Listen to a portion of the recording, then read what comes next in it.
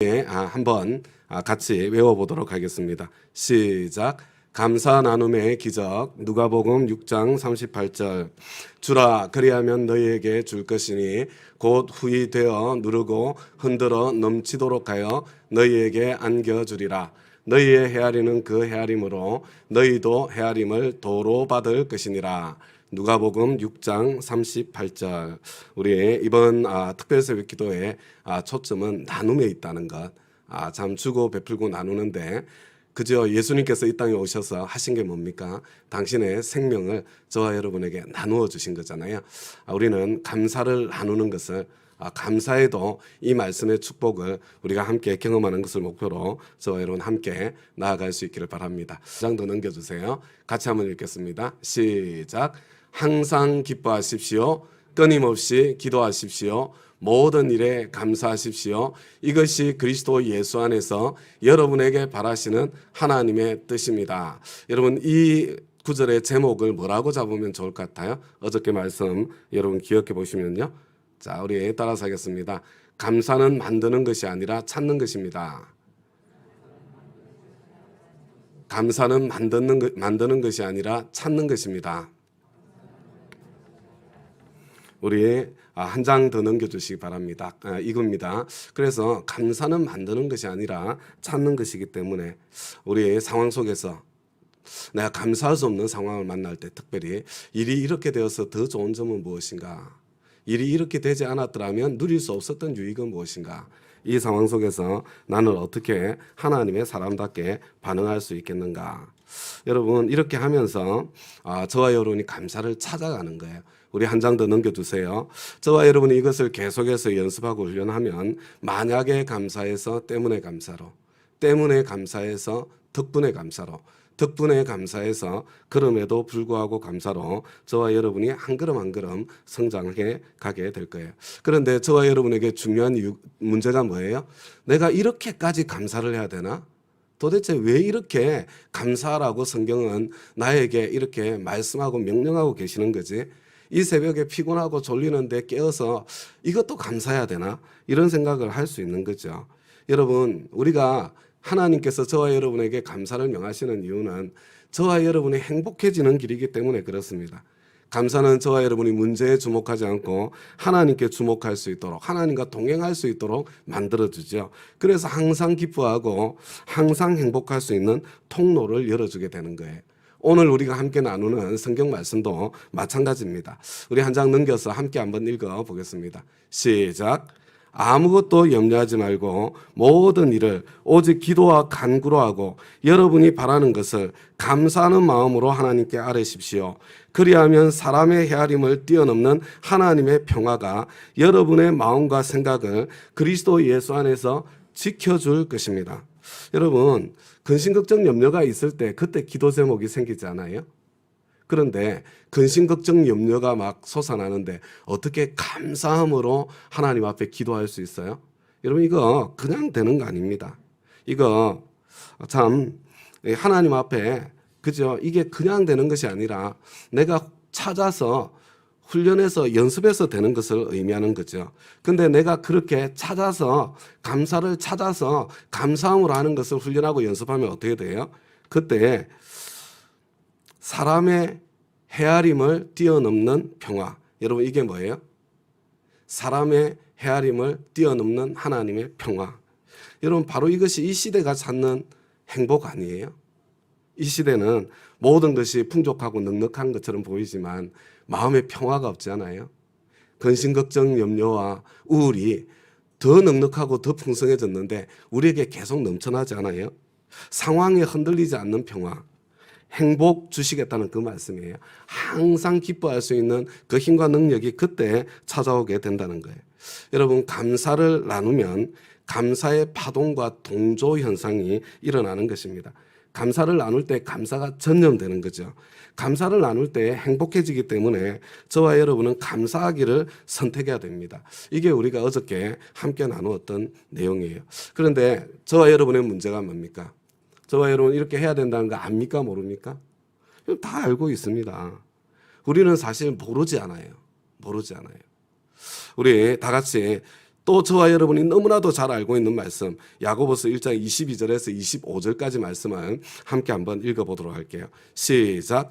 말씀을 행하는 사람이 되십시오. 그저 듣기만 하여 자신을 속이는 사람이 되지 마십시오. 말씀을 듣고도 행하지 않는 사람은 있는 그대로의 자기 얼굴을 거울 속으로 들여다보기만 하는 사람과 같습니다. 이런 사람은 자기의 모습을 보고 떠나가서 그것이 어떠한지를 곧 잊어버리는 사람입니다. 그러나 완전한 율법, 곧 자유를 주는 율법을 잘 살피고 끊임없이 그대로 사는 사람은 율법을 듣고서 잊어버리는 사람이 아니라 그것을 실행하는 사람인 것입니다. 이런 사람은 그가 행한 일에 복을 받을 것입니다. 여러분 이것도 잘 알잖아요. 우리가 행해야, 실천해야, 하나님 말씀대로 실천하기를 선택해야 행한 일에 복을 받는 거예요. 여러분 이거 알아요, 몰라요? 다 알고 있습니다. 여러분 사실은 우리가 몰라서 못하는 경우가 거의 없습니다. 유치원 때 다 배웠어요. 여러분 우리는 못해서 못하고 안 돼서 못하는 겁니다. 그래서 저와 여러분의 숙제가 이거예요. 왜 못해서 못하고 왜 안 돼서 안 되는 걸까? 왜 나는 안 되고 왜 나는 못하는 것일까? 여러분 왜 그래요? 능력이 없어서 그렇습니까? 맞아요. 실제로는요. 능력이 없어서 못할 때가 많이 있습니다. 그런데요. 제가 보니까요. 거의 대부분의 경우 저와 여러분이 훈련을 하지 않고 연습을 하지 않기 때문입니다. 여러분 훈련하지 않고 연습하지 않으면 여러분 내가 아는 것도 할 수 없는 게 사실이에요. 다음 가족 여러분 성경에 힘쓰라 이런 말씀이 자주 나와요. 무슨 이야기예요? 여러분 훈련하고 연습하라는 말씀입니다. 다음 가족 여러분 우리 하나님은요 저와 여러분을 훈련시키고 연습시켜 주시는 분이세요. 그런데 하나님께서 나를 훈련시키고 연습시키는 것을 깨닫지를 못하는 거예요. 내가 그 훈련과 연습을 따라가지 않는 거죠. 제가 성경 몇 구절을 찾아보았습니다. 여러분 한번 한 장 넘겼어요. 신명기 8장 5절 같이 한번 읽어보겠습니다. 시작. 당신들은 사람이 자기 자녀를 훈련시키듯이 주 당신들의 하나님도 당신들을 훈련시킨다는 것을 마음속에 새겨 두십시오. 여러분 우리 하나님은요 저와 여러분을 훈련시켜 주시는 분이세요. 우리 한 장 넘겨서 사무엘하 22장 35절 우리 시편 111편 114편 1절 두 장입니다. 조금 크게 해서 좀 보여주시겠어요? 우리 두 성경 말씀을 같이 읽겠습니다. 시작. 하나님께서 나에게 전투를 훈련시키시니 나의 팔이 노쇠로 된 강한 활을 당긴다.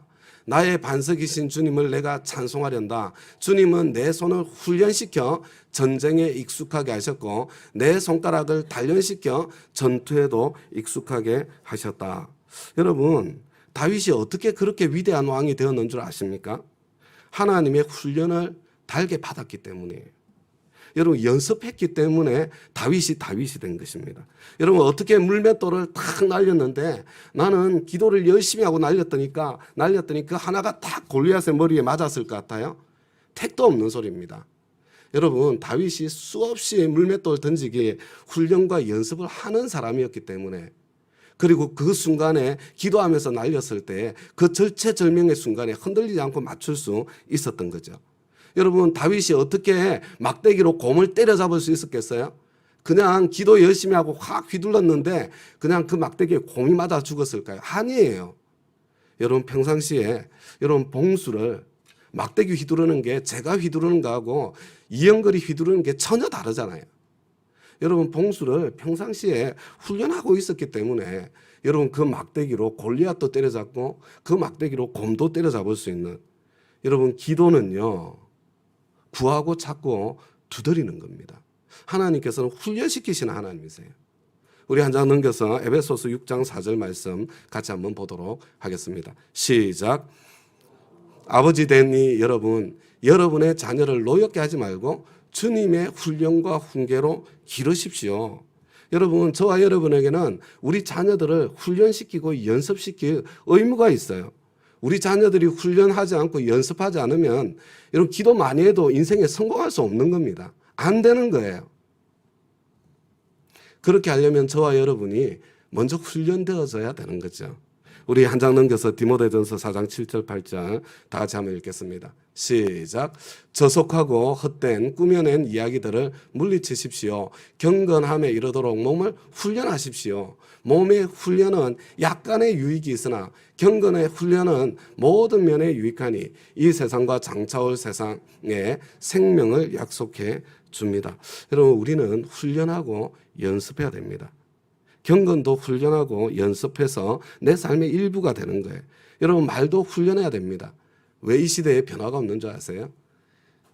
훈련이 사라져서 그래요. 연습이 사라져서 그렇습니다. 여러분, 책 2장부터 이 책 있잖아요. 아니, 무슨 감사를 가지고 책을 이렇게 많이 썼어, 두껍게. 여러분, 2장부터 마지막까지 내용이 뭔지 아세요? 이제 훈련해야 됩니다. 실천해야 됩니다. 어디에서 훈련해야 될까요? 집에서 해야죠. 어디서 실천해야 될까요? 직장에서 해야죠. 어디서 훈련하고 연습해야 돼요? 나 자신에게 해야죠. 여러분, 이 이야기가 2장부터 끝까지 이제 우리 실습하고 훈련하고 또 연습할 그런 때입니다. 그 내용이 2장부터 끝까지 이어져 있는 거예요.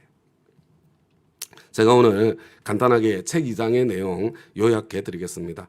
여러분, 부부관계 한번 생각해 보세요. 신혼 때는 그냥 죽고 못 살잖아요. 옆에 있기가 닭살이 돋지 않습니까? 태어나 주어서 고마워. 나타나 주어서 고마워. 배우자가 되어 주어서 고마워.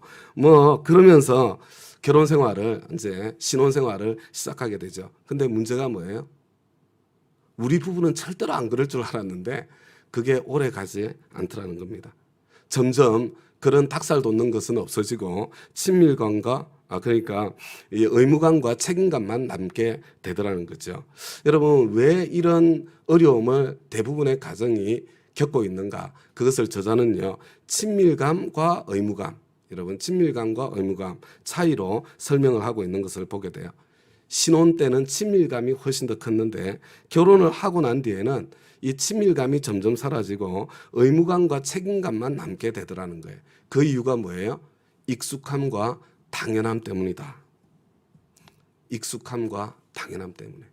그죠? 이 저자가 이야기하는 굉장히 탁월한 게 뭐냐면요, 의무감과 책임감도 사랑의 한 방식이라는 것, 그것을 잊지 않게 해주는 거죠. 그죠? 사실 의무감과 책임감도 사랑의 한 방식이 틀림이 없습니다. 사랑이 없이 어떻게 의무감으로 책임감으로 평생을 그렇게 열심히 일하고 섬기며 살 수 있겠어요? 의무감과 책임감으로 하는 게 잘못되었다는 것이 아니라 친밀감을 잃어버린 것이 잘못되었다고 그렇게 말해주고 있는 거죠. 친밀감을 회복하는 바로 그 길이 다른 것이 아니라 감사 나눔이라고 이야기를 하는 겁니다. 정말로 감사 나눔의 반대는 불평이 아니라 당연함이 아닐까, 그런 생각을 하게 되죠. 그래서 당연한 것 아니라 은혜여서 우리가 그렇게 찬송하는 것 같습니다. 오늘 새벽에도 정용재 목사님하고 얼마나 긴장했는지 몰라요. 인터넷이 안 되는 거예요. 인터넷이. 이거 당연한 줄 알았는데, 그죠? 키면 원래 연결돼야 되는 거 아니에요? 초조했습니다. 당연한 것이 아니라 은혜입니다. 여러분, 저자는 부부문제연구소 존 가트맨 박사의 이야기를 소개하죠. 저도 설교에 몇 번 말씀드렸어요. 여러분, 이분은 딱 90초만 부부 싸움하는 장면을 보면 이분들이 몇 년 내에 이혼하게 될지 그것을 거의 맞출 수가 있대요. 이혼하는 부부가 가지고 있는 공통적인 특징이 4가지가 있는데, 대화를 할 때, 싸울 때 보면 비난으로 시작해서 방어하고 경멸하고 그리고 난 뒤에 담쌓기로, 여러분, 이 순환 사이클이 계속해서 돈다는 겁니다. 비난하고 방어하고 경멸하고 담쌓고. 배우자에게 긍정적인 감정, 칭찬, 자랑, 장점 이런 거 다 없어진대요. 그리고 갈등이 있는 가정 부부를 보면 사랑해, 고마워 이런 말은 완전히 사라지고 없다는 거죠. 여러분, 저와 여러분의 가정은 어떤 가정이에요? 여러분, 이 가트맨의 순환 사이클을 끊어주는 것이, 이혼을 막아주는 것이, 의무감, 책임감에서 친밀감을 회복시켜주는 것이 바로 감사 나눔이라는 그런 이야기죠. 그래서 그 다음에 계속 사례를 소개하는 겁니다. 배우자에게 50가지 감사를 이렇게 써서 나누는 거. 그죠? 근데 그냥 감사를 쓰는 걸로 끝나는 게 아니에요. 그 다음에 어떻게 해요? 내가 50가지 감사를 쓰고 난 뒤에 내 목소리로 내가 읽어보는 거예요. 왜 그래요? 내 목소리에는 파동이 있기 때문에. 이 파동이 나를 변화시키는 파워가 있어요. 말의 파워가 있기 때문에. 여러분, 그러고 난 뒤에 그것을 상대방에게 또 읽어주는 거예요. 여러분, 내가 목소리를 내어서 읽어주는 게 중요하다는 거예요. 왜냐하면 이 목소리에는 파동이 있고, 이 파동이 나도 참 전념시키고, 그리고 내 앞에 있는 사람도 전념시키는 말에는 특별한 파워가 있기 때문이라는 거죠. 파동에 힘이 있는 거예요. 그래서 50가지 감사 쓰기 사례, 30가지 감사 쓰기 사례, 부모님께 100가지 감사 쓰기 사례. 근데 이분이 강조하는 게 뭐냐면요, 이 SNS 시대에 우리가 글쓰기를 계속해서 하다 보니까 참 안타까운 거예요. 글쓰기 실력도 떨어졌고요. 단문만 해가지고 말하기 실력은 더 떨어졌다는 겁니다. 소리 내어서 말하지 않는 그런 문화 속에 있는 안타까움이 있다는 거예요. 그래서 여러분, 이제 이 책에 보면 어떻게 말하기를 훈련시킬 건가, 이런 내용이 담겨 있는 거죠. 어떻게 훈련할까? 훈련하는 방법들을 계속해서 안내하고 소개하고 있는 것을 보게 됩니다. 근데 여러분, 사실은 저와 여러분이 그것도 다 아는 거 아니에요? 그죠? 다 아는 겁니다. 네, 여러분, 이제 제가 마지막으로 마무리를 할 텐데요. 왜 감사 나눔에서 감사 예배라고 오늘 제목을 그렇게 잡았을까? 여러분, 이제 제가 거기에 대해서 설명하면서 오늘 설교를 마무리할 텐데요. 바로 호주 멜번 즐거운 교회 박경수 목사님의 가정의 감사 나눔이 자녀들에게 미치는 영향력 13가지, 거기에서 나온 것입니다. 자, 이제 파워포인트에 1번부터 13번까지 있는데요. 저와 여러분이 함께 한번 한 목소리를 읽어보겠습니다. 책의 제일 마지막에 있어요. PPT 좀 넘겨주시겠어요? 1번부터 13번까지는 크게 보여주시기 바랍니다. 자, 우리 1번부터 읽습니다. 시작. 서로에게 더 깊은 관심을 갖게 된다. 자연스럽게 대화의 주제를 찾게 된다. 서로에 대한 감사를 고백함으로 격려하게 된다. 부모의 감사 고백을 통해 부모를 이해하게 된다. 돌아가면서 리더를 해봄으로써 리더십에 도움이 된다. 표현력이 늘어가게 된다. 가정 예배로 모일 때 소극적이었던 아이들이 감사 예배가 되어 적극적이 되고 예배에 대한 새로운 인식을 하게 된다. 여기서 잠깐 멈춰주세요. 여러분, 가정 예배 우리에게 얼마나 소중한 전통이에요. 근데 점점 지루해서 사라져가고 있는 그런 시대죠. 그런데 이 박경수 목사님이 자녀들과 함께 매일 감사 나눔을 했는데, 그런데 이 가정 예배를 드릴 때는 그렇게 지루하고 힘들어하던 그런 자녀들이 이 감사 나눔의 시간을 매일 하는 건데도 그것을 즐기고 좋아하고, 그리고 그것이 나중에는 감사의 예배가 되고, 그리고 진짜로 가정 예배가 회복되는 그런 열매가 맺혔더라. 그 이야기를 하는 거예요. 우리 8번부터 계속해서 읽겠습니다. 시작. 감사 나눔을 통해 서로의 감정을 표현하게 되어 더 깊은 친밀감을 느끼게 된다. 매일 온 가족이 함께 감사 나누기 위해 준비하고 함께 나누는 시간 자체가 안정감을 주게 된다. 다른 사람들이 하루 동안 무엇을 했는지 알게 되어 감사하다. 가족 각자가 어떤 것을 감사하는지 알게 되어 감사하다. 자기 감정과 자기가 경험한 것을 말할 수 있어서 감사하다. 자기의 하루 일과를 가족에게 알려줄 수 있어서 감사하다. 네, 여러분, 이거 쭉 읽으면서 어떤 느낌이 드셨어요? 어떤 느낌이? 여러분, 이거 우리 목장에서 이미 다 경험한 거 아니에요? 그죠? 여러분, 목장에서 우리 목장을 제대로 하면 이게 똑같은 것을 우리는 이미 다 경험해서 알고 있는 거예요. 근데 지금 저자가 이야기하는 것은 바로 이것을 집에서도 하자. 집에서도. 이게 목장의 이 유익이 사실은 다른 어떤 곳보다 우리 집에서 있어야 되는 거 아니에요? 우리 집에서. 우리 자녀들과의 관계 속에 이게 있어야 되지 않겠어요? 그죠? 여러분, 원래 주일 저녁 예배가 있었는데 왜 주일 저녁 예배를 왜 없앴어요? 여러분, 우리 가정교회 하는 대부분의 교회들이 주일 저녁 예배를 없앴어요. 여러분, 그 이유가 뭔지 아세요? 가족과 함께 가족 목장을 하는 시간을 가지라고 없앤 거예요. 그냥 모여서 이렇게 설교 듣는 것보다 가족이 가족 목장 나눔을 갖는 그 시간이 훨씬 더 하나님 앞에 더 깊은 예배가 될 수 있겠다. 우리 경험으로 그것을 확인하고 알았기 때문에 여러분 그렇게 한 겁니다. 그래서 제가 오늘은 여러분들에게 말씀드립니다. 우리는 주일 오후 예배가 없어요. 그죠? 좀 이렇게 우리 자녀들은 오후 2시에 예배를 드리는 자녀도 있지만요. 저녁 때 다 같이 모이는 시간이 되면 그때 이 가족의 감사 나눔 일주일에 한 번 적어도 저와 여러분이 꼭 가지면서 이 유익을 꼭 누릴 수 있도록 이 시간을 어떻게 가질 것인가. 여러분 책 2장을 읽으시면서요.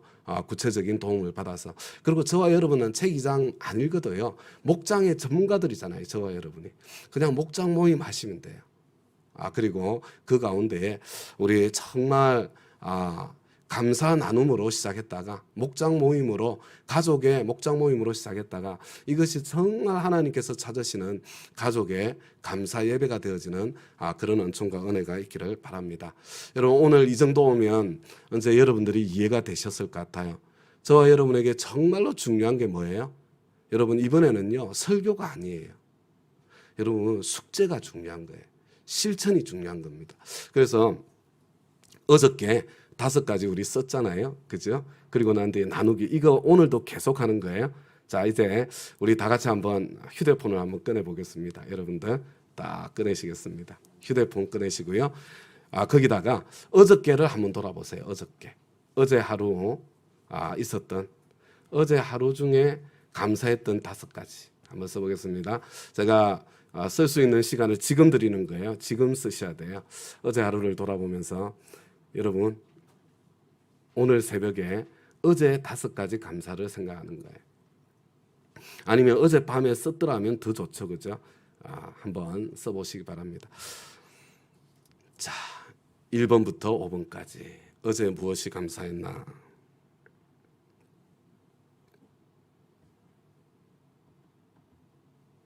여러분 이번에는요. 이 숙제를 하지 않으면 사실은 설교 듣는 것은요. 거의 의미가 없을 수 있어요. 다 아는 거예요. 근데 이것을 내가 실천하고 훈련하고 연습할 때 여러분 기적이 나타나는 거예요. 그래서 5가지를 쓰겠습니다.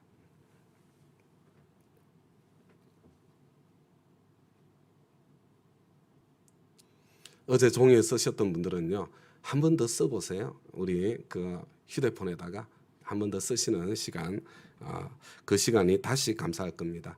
저도 종이에 썼다가 이렇게 옮겨 써서 나누었는데 저에게 참 감사했습니다. 자, 내일부터는 새벽에 이거 쓰는 시간 안 드릴 거예요. 오늘만 드리는 겁니다. 오늘까지만. 왜냐하면 이 시간이 중요해요. 여러분 매일 저녁 밤이든 아니면 새벽에 쓰시든 하루 글 쓰는 거예요. 자, 그리고 여러분 이거 나누셨어요? 예, 어디에 나누셨나요? 여러분 가족 단톡방에 꼭 나눠주시기 바랍니다. 매일 가족 단톡방에 그리고 난 뒤에 목장 단톡방에 초원 단톡방에 그렇지만 우리 총목방이나 아주 숫자가 많은 방 있잖아요. 10명, 20명 뭐 이 정도까지는 괜찮겠지만 그 이상으로 넘어가는 방에는 가능하면 나누지 않도록 그것은 소통을 위해서 나눈 방이기 때문에 그쪽에 나누지 마시고요. 우리 작은 방에 꼭 나누어 주시기 바랍니다. 여러분 이것은 이제 오늘 내일 모레 계속 하는 거고요. 오늘 숙제는 진짜 숙제는 지금부터 시작돼요. 자, 우리 화면을 크게 해주세요. 자, 오늘 숙제. 자, 여러분 이거는 이제 매일 하는 겁니다. 자, 이거는 오늘만 하는 숙제예요. 자, 여러분 한번 같이 읽겠습니다. 시작. 남편, 아내, 엄마, 아빠, 아들, 딸 중에 관계가 요즘 덜 친밀해진 것 같은 사람 한 사람을 정한다. 여러분 좀 죄송해요. 우리 식구들 중에 쉽게 이야기하면요. 여러분 식구들 중에 요즘 내가 얘하고 좀 관계가 좀 소원해졌네. 관계가 나쁜 게 아니라 최근에 관계가 멀어진 사람이에요. 여러분 친밀감이 떨어진 사람 누구예요? 마음에 다 정하셨어요? 지금 정하셔야 돼요. 자, 이거 숙제니까 꼭 하셔야 돼요. 자, 누가 예. 그래서 나중에 섭섭해하지 마세요. 자, 여기 하나를 썼어요. 자, 그 다음에 자 같이 읽습니다. 시작. 미안한 것 2가지, 감사한 것 10가지를 적어본다. 여러분 이거예요. 오늘 꼭 하실 게 뭐냐면 지금 생각난 가족 있죠. 여러분 조금 관계가 소원해진 것 같은 가족 중에 한 사람. 여러분 미안한 것 2가지, 감사한 건 10가지인데요. 여러분 이 감사한 건 10가지는 제가 미니멈이에요. 제일 적은 숫자예요. 저는 여러분들에게 할 수 있으면 30까지. 조금 더 할 수 있으면 50까지. 여러분 50까지 정도 쓰면 좋겠다. 책에서 이야기하는 대로. 자, 미안한 것 2가지, 감사한 것 10가지를 적어본다. 이거 꼭 하셔야 됩니다. 자, 그 다음에 이게 마지막이에요. 자, 시작. 내가 쓴 것을 직접 읽어줄 시간을 정한다. 이렇게 되어 있는데요. 여러분 이 앞에 한 가지 할 게 뭐냐면요. 쓰고 난 뒤에 여러분 나 혼자서 이걸 한번 꼭 읽어보세요. 내가 쓰고 난 뒤에 나에게 읽어주는 거예요.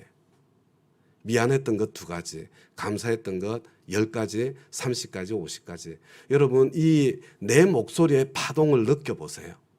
여러분 그것이 나에게 무슨 일을 일으키는지를 경험해 보세요. 그리고 난 뒤에 좀 멋쩍고 어색하지만 야 오늘 이거 숙제여서 예수님께 선물 드리는 그런 마음으로 성탄절 선물로 내가 예수님께 순종하는 마음으로 하는 거니까 좀 들어줘. 여보 좀 들어주세요. 여러분 이렇게 이야기하고요. 그냥 읽어주시는 거예요. 다른 게 아니라 소리를 내어서. 자 여기까지. 오늘 꼭 하셔야 됩니다. 그러고 난 뒤에 우리 내일 새벽에 같이 확인하도록 그렇게 하겠습니다. 자, 우리 오늘도 합심해서 몇 가지 기도하고요. 우리 개인 기도 시간 갖는 것으로 또 감사 제목 아까 다 쓰지 못한 거 있죠? 쓰지 못한 거 이렇게 5가지 채워서 마무리하는 것으로 우리 오늘 새벽 시간을 마쳤으면 좋겠어요. 한번 눈을 감아 보시고요.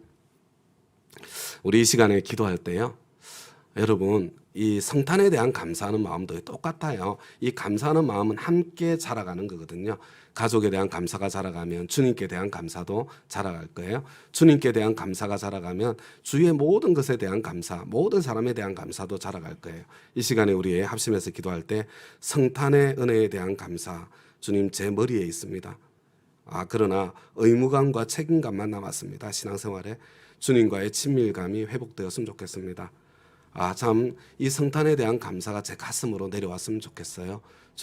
주님께 대한 감사를 내가 말로 표현하고 그리고 이 친밀감이 깊어지는 것을 경험하게 해주세요. 이런 마음으로요. 성탄에 대한 은혜의 감사가 머리에서 가슴으로 조금 더 깊이 내려오도록 이 시간 우리 소리를 내어서 우리 하나님 앞에 함께 기도하도록 하겠습니다. 다 같이 기도합니다.